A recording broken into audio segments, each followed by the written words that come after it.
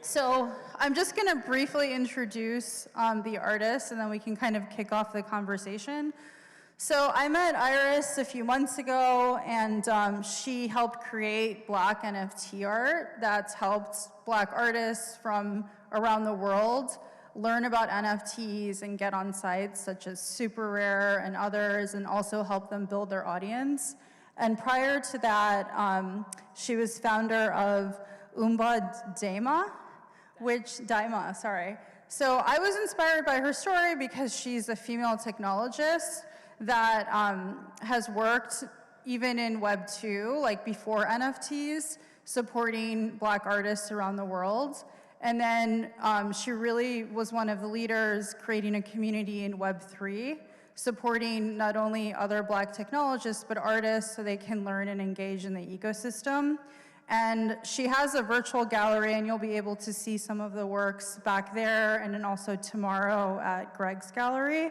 It's called Unseen Gallery, which she curated, and she can kind of talk to us more about. And then Greg, if you're local, I'm sure you, and also if you were at BTC Miami and other places around the world, you would recognize a lot of his murals. And he has a really inspiring story. He's an amazing graffiti artist. And he really impressed me because he was one of the early artists to do things in NFTs that were super innovative. And he has, like, if you don't follow him on Twitter already, you should. I think that he's one of like the early and main artists that's like part of the NFT community. So I think that, as all of you know, the NFT community is just one of the most amazing parts of the ecosystem, and it's really great to see that he was one of the pioneers in creating it. And then Will, I only knew him from his Twitter handle is Nevermind from his Cool Cat avatar on Twitter. And I just remember, like, I kept seeing these palm trees come up on my Twitter feed, and I was so blown away by them. And then all of a sudden, like, I was actually visiting my sister in Atlanta, and I missed that he had a drop on OpenSea, and they all sold out. So then I ended up buying one of his palm trees on the secondary market for a few ETH. And he told me later that that was the largest art sale that he like ever had. So anyway, oh, totally. Thank you. And then I got a chance to visit him in Venice, and he told me how he has a whole Google map around the world of where his favorite palm trees are, and how he used to live on the East Coast, but then he moved back to the West Coast because he missed like palm trees.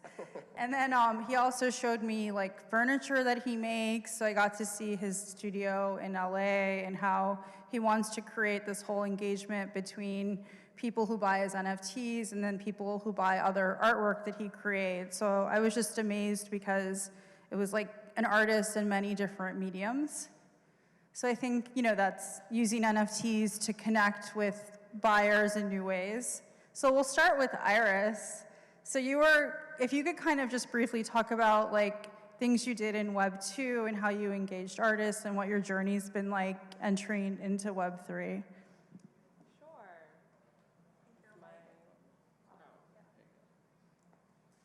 Sure. Hello, okay. Hey y'all, happy Saturday. So my story is sometimes a little all over the place, so I'll try and condense it as much as possible. But my background is actually in education and activism. So I was a teacher in South Florida, and I was also a community organizer for a number of years. And then I developed an interest in technology. I felt that technology was a key missing factor in movements, like social justice movements, and that without technology, it would be really difficult to have the kind of impact that we wanted to have on the world. So I ended up enrolling in a coding boot camp and becoming a software engineer, and then I became an engineering manager. So right now, I am an engineering manager at Vox Media. And so that's my day job. And the way that I got into art is because my mother is a collector.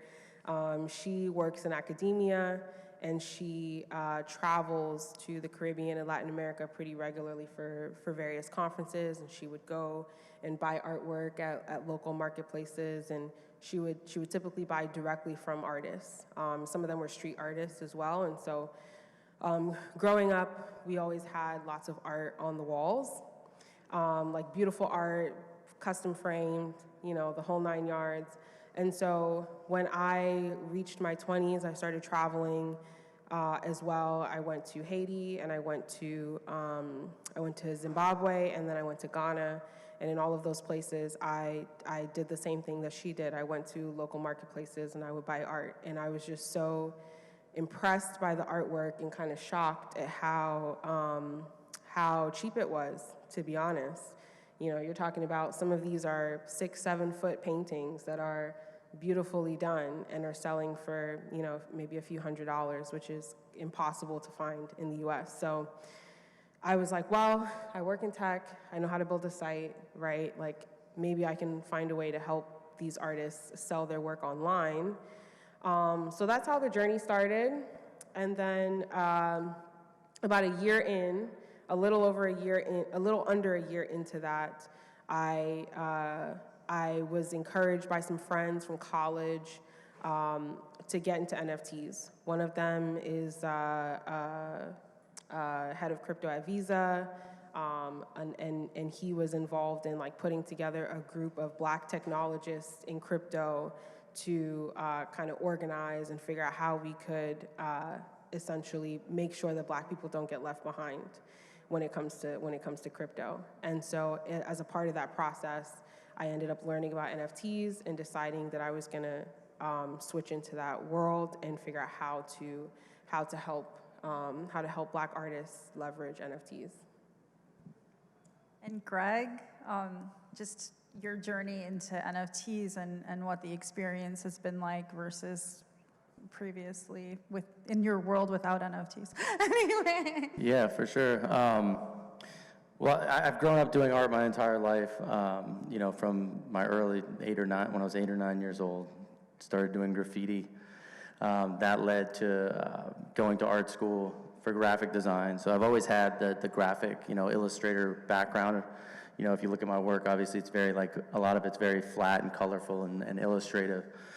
And I've always thought there needed to be a way to, you know, monetize that type of graphical illustrative work. You know, like, you know, I've sold, you know, sell paintings and then do murals, but the content that we were creating and putting online, whether that was, you know, on the Instagram, Facebooks, Twitters, MySpace, even all the way back those days, there was never a way to monetize it. So I think when I heard about NFTs, it really excited me just from like a tech standpoint, that there was like this revolution, right?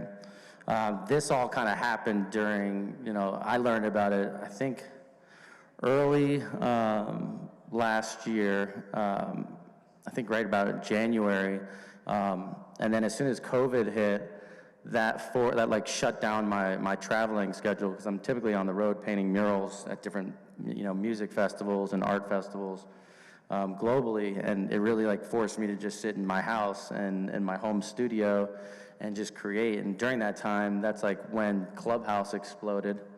So I was like super early on Clubhouse, just kind of like listening to rooms, and I kept seeing this NFT thing pop up. I'm like, what is this, right? So I got in on that stuff and just learned and every day just, you know, like lived, breathed, you know, everything NFT.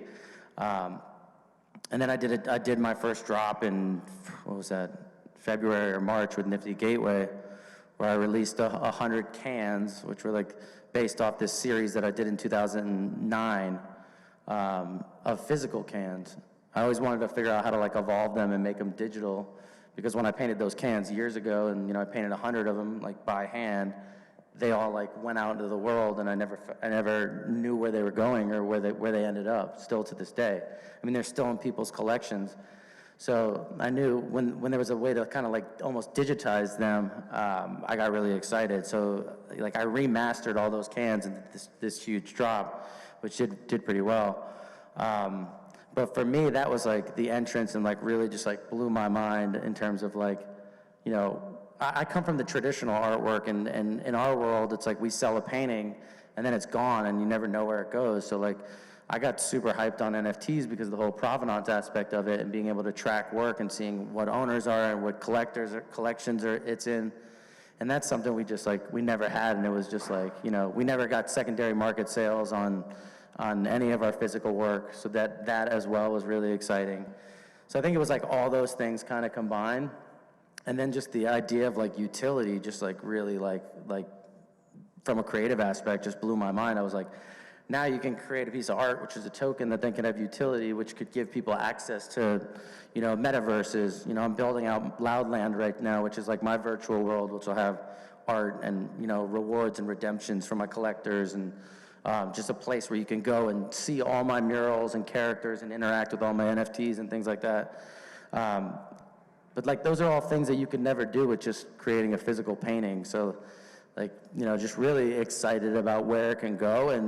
And I think with like, as we're learning more and more about it, like it's changing and adapting, right? And my plan and my roadmap is changing as I'm learning more about it and seeing, you know, what's happening in the industry.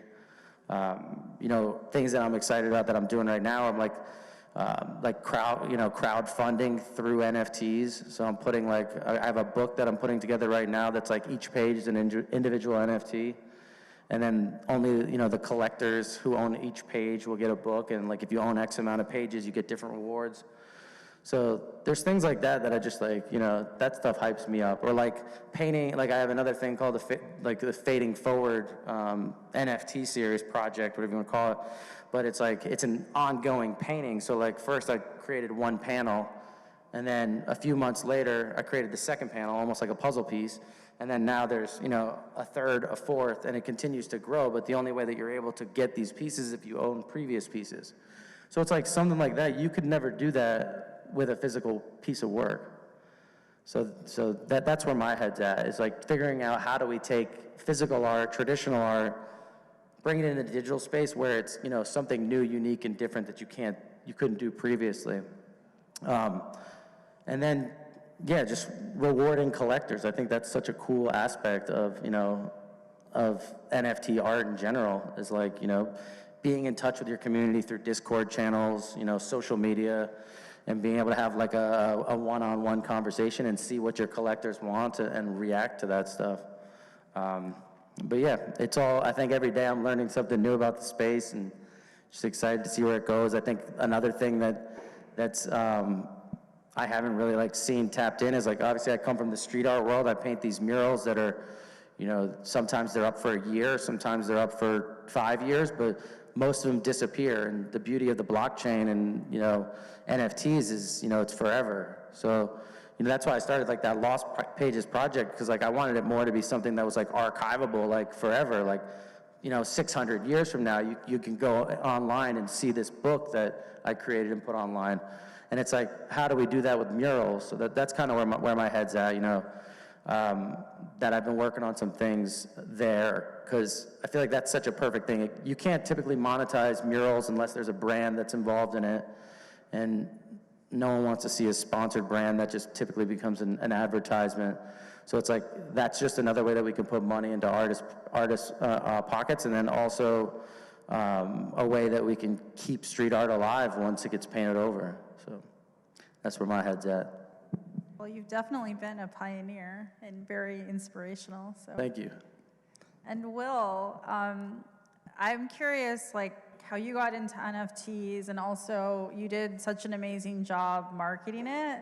Like I mentioned how I kept seeing these palm trees, but then I didn't know what it was. I didn't know how to buy it. And then you built this following, and then all of a sudden you did a drop. Yeah. For me, I've been doing photos and taking photos for like a decade now. I started taking photos because I was a social media manager for a publication called High Snobiety.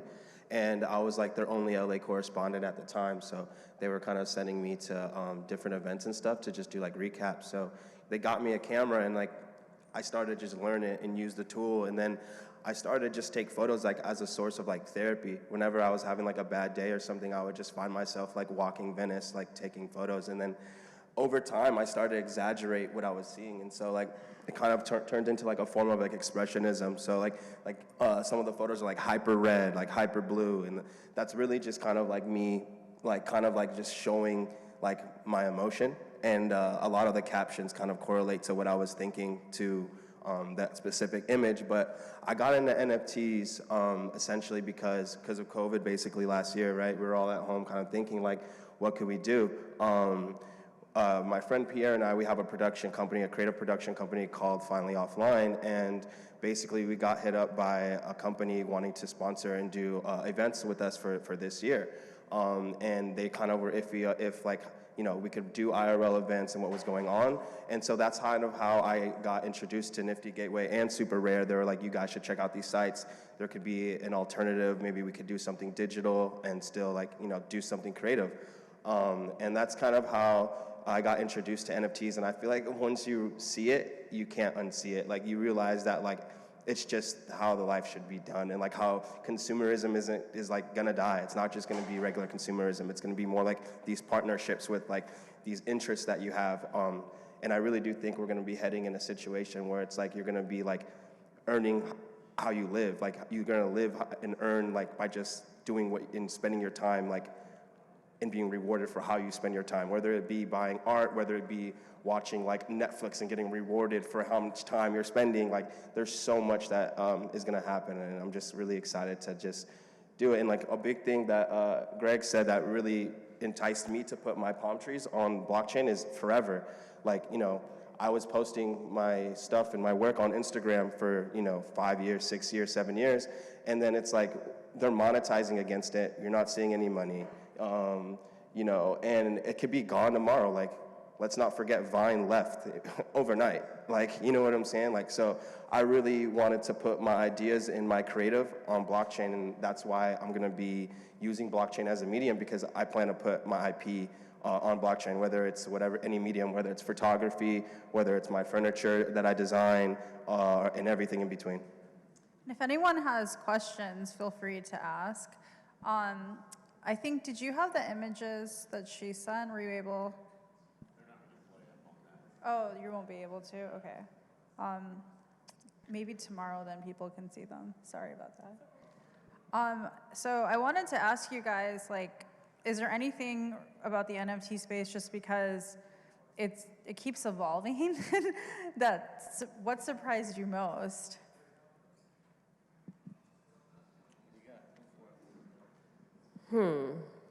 What surprised me most? That's a good question. I think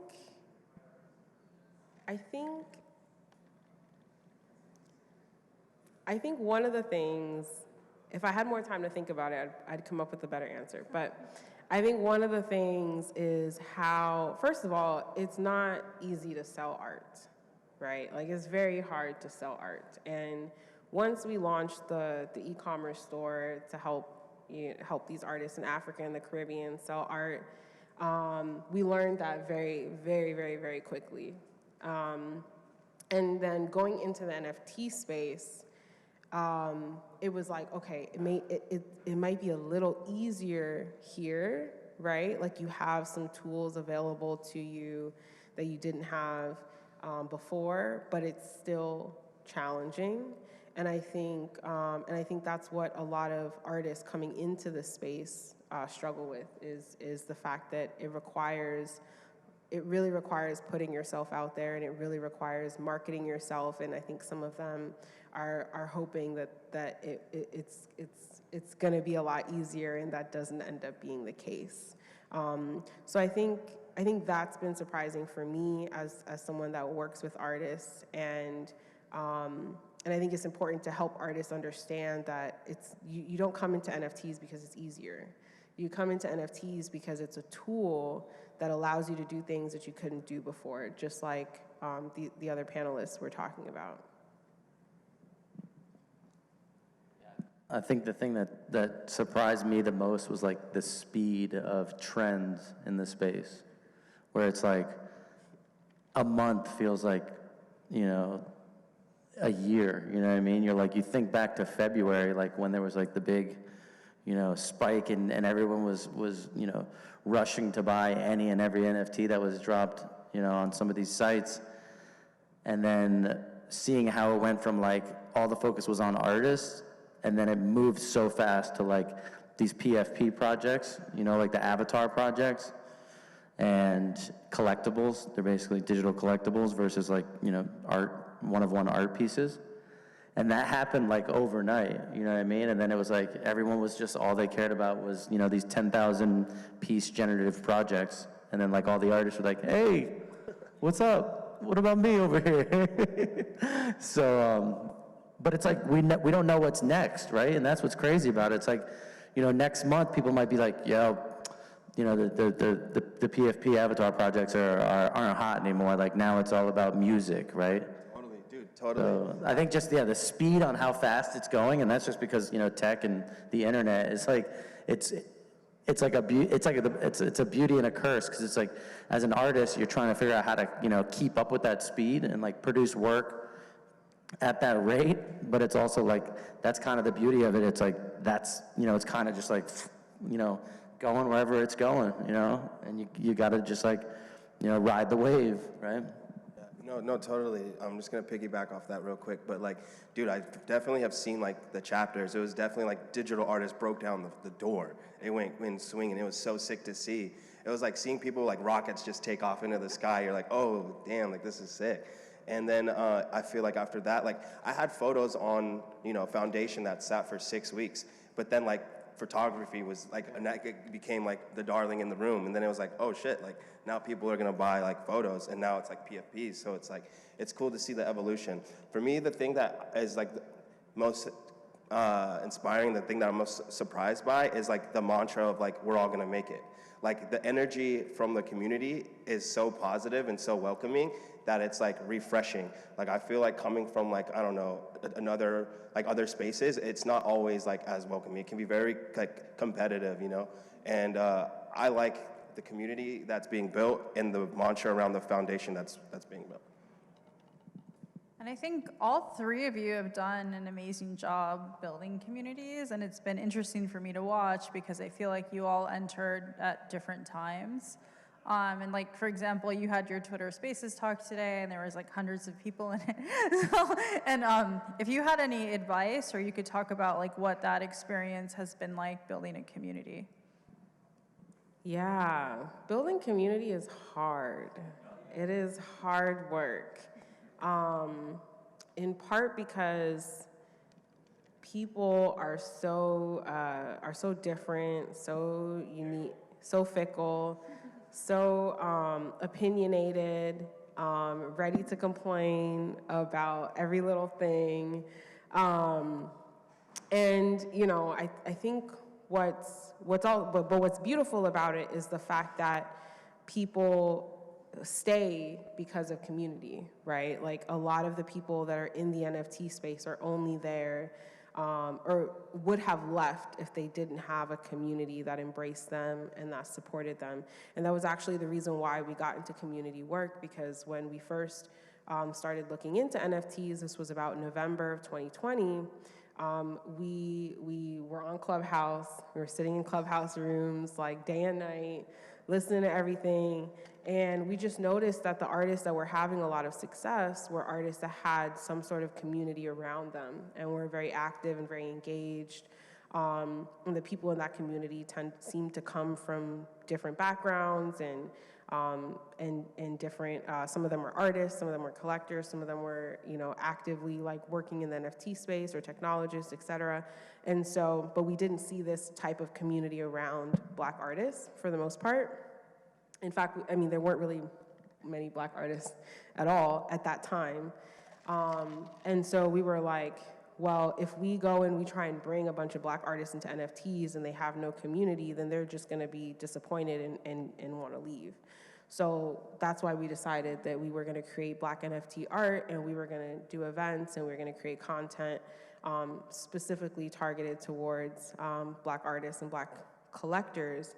But it has been a process, and it has been very tumultuous because Because again, people are opinionated and people have feelings and emotions, and sometimes they clash. And so that has been a process to kind of get everyone to see beyond the differences and be able to focus on the long-term vision.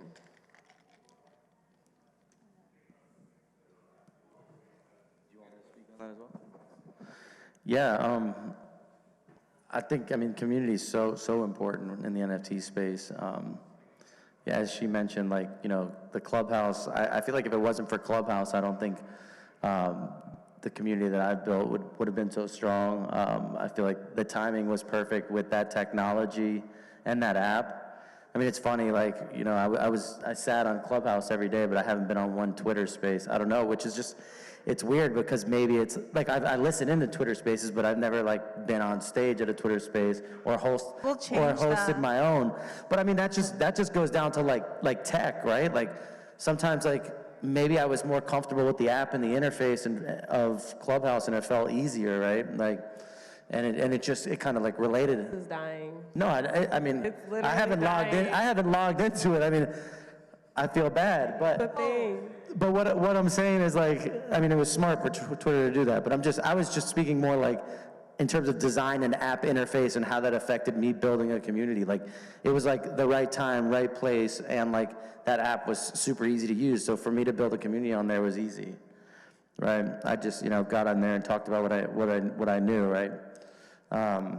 But yeah, for me, I've always relied on technology to build communities because I'm kind of a shy person when I go out in the real world. But I mean, I feel like behind a computer or an app, you're able to kind of like, you know, show and talk with your work. I mean, I feel like for me, it's always been through Instagram and these other social networking things. You're talking through your work and building community through your work versus like going out and rubbing elbows with people at the local, you know, watering hole. So. Do you feel like your audiences are like the people that are your fans? It's like a whole new set of like collectors, or do you feel like the worlds have merged? I still think there's like so many physical art collectors that are not even close to touching NFTs. Like, I mean, I just like see it because I have people that collect my physical work and prints and these drops that I do. And, you know, some of them don't want to hear me talk about NFTs, and they're like, you know, they just don't see it. They're not there yet, you know what I mean? But then I have other people that are like, you know, hit me like, when's the next NFT drop? Like, I don't care about your physical work. Like, I don't have room. I don't want to deal with shipping it. Like, I don't know how to hang artwork. Like, I just want it to sit in my digital wallet. So I still think there's going to be I still think we're like 5 years away. And like in 5 years, once people get old, like either grow older and the younger generation who are in NFTs, you know, kind of catch up, or older folks like learn about NFTs and get excited about it and see the potential in it. Like, I think it's going to be a totally different game. It's going to be a totally different game in terms of like collectors and artists and, you know, how physical artists are doing in the space, or traditional artists. So, I don't know. What's up? 2 questions. Go for it. What does your first mural say there? Is that Facebook? Yeah, that's Facebook. I painted that at the Facebook headquarters. That was like probably. NFTs, love them, right? They're great. Provenance of ownership. What are you doing today to protect the underlying artwork and the people that own that art into the future? In terms of like the IP, or in terms of like controlling price, or? Right? Like, I love that Facebook thing, right? I live here Facebook. I can take a picture of it, print it out on my wall, and put it on my wall, and fucking awesome, right? But I don't own it. I just copy it, right? But are you exploring anything to actually protect the actual art itself in the same kind of vein?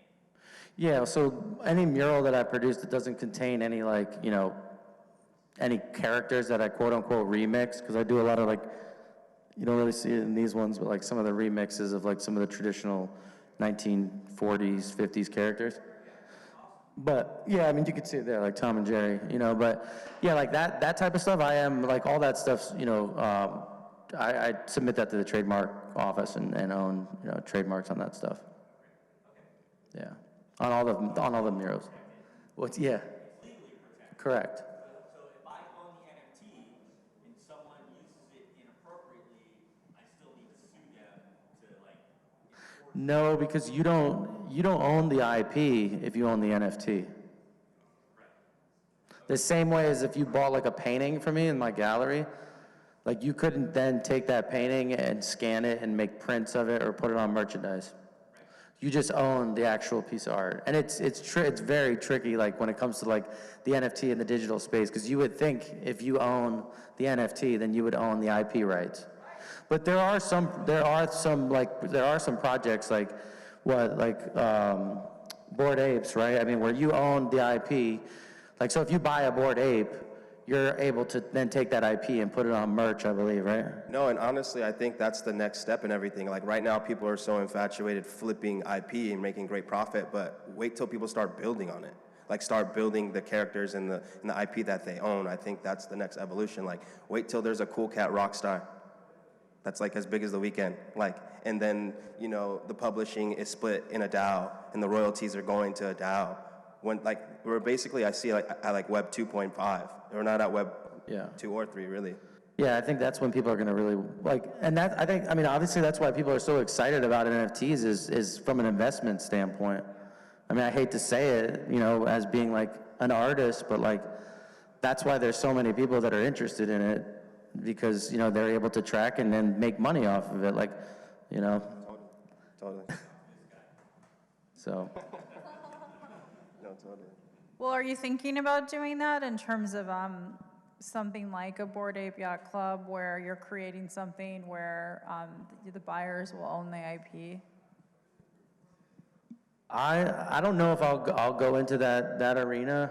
I definitely respect it. I mean, I'm thinking about other ways that I can reward my collectors, but not necessarily like them owning the IP, because most of those are like companies and developers that are building these, like, it's not like an artist that's saying like, here, you own all my characters and everything you've built over the past 20 years. Like, these are like most of the people like Bored Apes. It's like a group of developers that aren't their names aren't attached to it. You know what I mean? My names are attached to my characters, and you know, they're building it specifically for that purpose. So I mean, maybe if I was to, what's that? Yeah.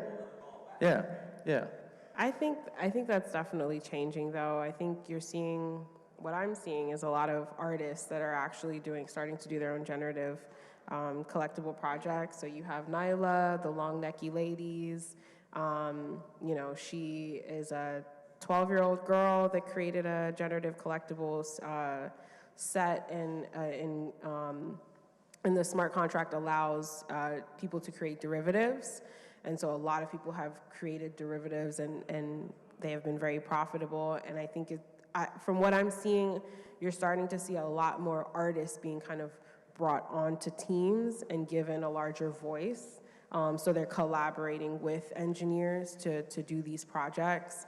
You also have a company called Big Head, which is created by Mac Flavell. Mac Flavell is the co-founder of CryptoKitties and co-founder of Dapper Labs, and he's really big on empowering artists. And so for all of his projects, it's really about the artist's vision and the artist's artwork, and then you know, the engineering and the technical side is just kind of like a power behind it, right? So yeah, I think we are seeing more artists kind of leading generative projects, but I do agree that up until recently, they haven't really been the face of any of these projects. Yeah, I agree. I feel like if you're going into it with that mindset, like knowing that, okay, this art that I'm creating is going to be IP that anyone can own, and it's for this specific project, then I think that makes sense. But I personally wouldn't like take all the characters that I've created and just like give it all away, basically. So that's where I sit. Also, I think an important factor is that what we're seeing most commonly is not that the collector owns the actual intellectual property per se, but they have the right to make what's called a derivative. which is to take the original image and create an alternate version of it. It doesn't necessarily mean that they can then go and like, you know, license the artwork in a film or distribute it via prints, et cetera. It's like a very specific. Say it again? Kinda. I don't know. Would you say that's? Well, you're saying like they can take the art and change the art and make something new. Right. Not necessarily like make a lithograph or print it on a shirt. And it's that specific piece, because remember, for a generative collectible, let's say there's 10,000, every single one is unique. So when you have the rights to make a derivative, it means that that one piece that you own, which is unique, you only have the right to make a derivative of that one. And I think it's super interesting, like CryptoPunks, like they didn't give any of their IP to anybody. They held it at the labs, and they actually just did a deal with UTA, and that deal is insanely massive to me. I think it's going to be a big deal because they got all 10,000, the rights to do all 10,000 copy CryptoPunks to use them any way that they want. So there could be a Coca-Cola CryptoPunk, you know what I'm saying? And it kind of like asked out CAA in a sense because there's not that many big projects like that that are as popular, right? So if you go and want to do something with a blue chip company, like all the IP is with 20,000 people between Cool Cats and Bored Apes. So it's like, how is CAA going to work with 20,000 people? They're going to have to find like these subgroups. That's why I think it's very important to like, if you have a cat or a blue chip NFT where you have like these rights, like exercise them because people are going to start coming to like scout for sure. I see. Yeah, I think that giving people rights or ownership over IP is like pretty unsustainable. I think that what we're going to see is people giving collectors rights to royalties. So for a film, for example, if you mint an NFT as a film, maybe the collector gets 1% of royalties or something like that. I think we'll probably see that in music as well. And then I think what we're also going to see is rights to create a derivative artwork, and it's going to be very, very scoped, very specific, right? But I think that the actual ownership of the IP and ability to do whatever you want with it is just not. It's just not going to work. And I'll do one last question, and then we can wrap up unless someone else has more. Okay, all of you guys are always doing innovative things. The space is always changing. What should we as your collectors and fans look out for that you're super excited about? That we are working on?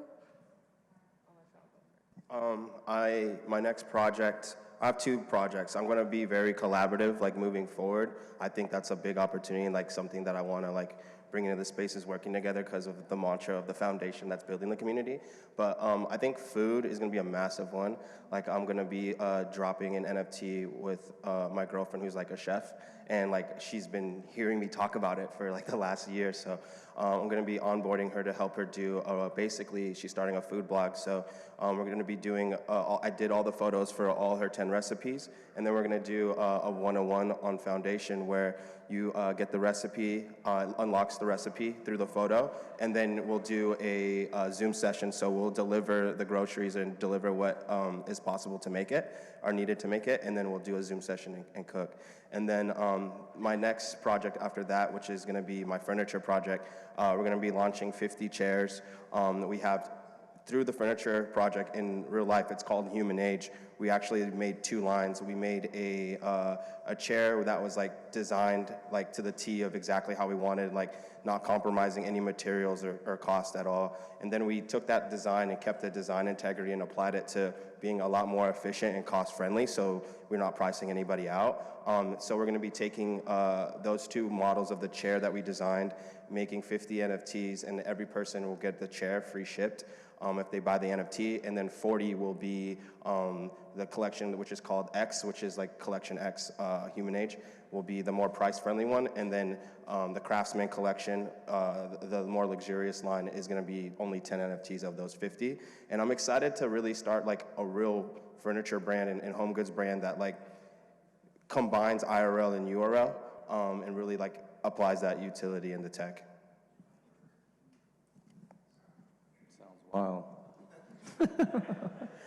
No, I mean, for me right now, my focus is like on rewarding collectors and the evolution of my Mad Cans series. So I released 100 Mad Cans February and in between 2 drops. And what's going to happen is those are all editions of 30, and all those editions are then going to get broken down and traded in what I'm calling like upcycling, since they're cans. So you'll go from owning a 1 of 30 to owning a 1 of 1. So as they evolve and you bring them into my metaverse, loudland.com, when that launches, you go to the upcycling center, you trade in your Mad Can set, and then it kicks you out 1 of 1s that are these 3D evolved cans. So it should be pretty interesting how they, like, you know, any holders that have held, you know, they're going to get rewarded because, you know, the scarcity of this new collection that's going to be dropped. So there's going to be some more surprises and stuff like that, but really just building out this virtual world and seeing where it goes from there. I told him that I'm going home tonight and buying cans. There you go. So I'll speak to what we're working on right now in terms of what comes next. We're still trying to figure that out, but we just launched an exhibit called the Crossroads Exhibit. It features Black and African artists from around the world. We have artists in the US, artists in Canada, artists in the UK, and in different parts of Africa. We created a virtual gallery that has 8 rooms. It has a theater, it has a main lounge, it has multiple exhibit rooms, and we are featuring artwork that was very carefully curated by my co-founder throughout the gallery. It's beautiful artwork. Like, when I tell you, we'd seen multiple exhibits happen previously and wanted to make sure that this one was special. And I feel confident that if you go and you check it out, that you will feel that way. We were able to curate collaborations between producers, rappers, visual artists. We have painters in this exhibit. We have a filmmaker in this exhibit that minted a short film, a short 16-minute film. And so we're really excited about this project, and we were able to raise $50,000 to essentially put this whole thing together. We had an amazing launch party last weekend, and so we actually have resources to be able to power this thing and to get eyes on this project and on these artists. So if anyone's interested in checking it out, you can go to www.unseen.one, that's unseen.one, and you can walk around the virtual gallery, check out the artworks. You can make bids, 12 of them, 12 out of, I believe, 32 artworks are currently listed for sale. A few of them got bids within the first few minutes and hours of being listed. So we're really excited. The artists are really excited. And in general, I would say for my company, for Oompa Daima, for Black NFT art, we're really passionate about equity. If you look at the traditional art market, I believe the statistic is that less than 1% of art in the fine art market globally is by Black artists. That's less than 1%. When you're talking about we have a continent, right, of very talented people. When I tell you, like, going there and seeing these people, I never mentioned this, but I did art as a child. I did art for a number of years. I can sketch, I can paint, and so I have an eye for talent and for skill, and I think that's part of why I was so affected by going to some of these countries and seeing the talent and being like, I just cannot believe that you are struggling to survive right now. It just didn't make sense. And I know that a lot of artists struggle. Like, it's not just Black artists, but Black artists tend to struggle more. They're more likely to struggle. African artists are more likely to struggle. They're more likely to face a whole range of barriers. And so I think if anyone's passionate about equity in general, social justice, racial equity, right, freedom, equality, et cetera, I think you should check out Black NFT art and check out the work that we're doing, and keep an eye on us, because we are important players in the space, and we will continue to be. And tomorrow, thank you to Greg again, and then you'll be able to see some of the pieces Iris mentioned as well in the gallery from 3 to 6 tomorrow. That's downtown Atlanta, like Old Fourth Ward area, Auburn Avenue. So check it out, 3 to 6. It's called ABV, like Apple Boy Victor. Stands for a better view. Come get a better view.